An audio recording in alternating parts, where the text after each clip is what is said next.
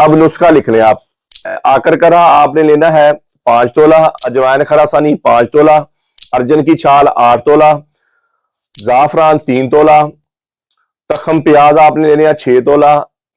तुखम भी कहते हैं, कोई तखम, मैंने एक बार तखम कह दिया तो एक हकीम को चिढ़ा कि आप तखम क्यों कह रहे हैं भाई, इस तखम भी कह सकते हैं, इसको तुखम भी कह सकते हैं।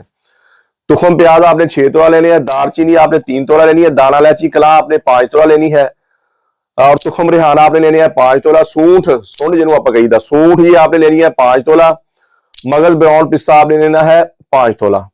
ठीक है जी। शहद इसमें डालना है लेकिन वो बाद में डालना है।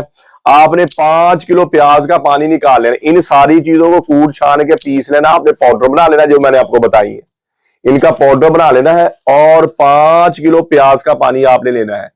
5 किलो प्याज में ये सारी चीजें आपने डाल देनी है और छांव में रख के आप इसको सुखाएं। जब ये बिल्कुल सूख जाए इसको दोबारा पीस लें।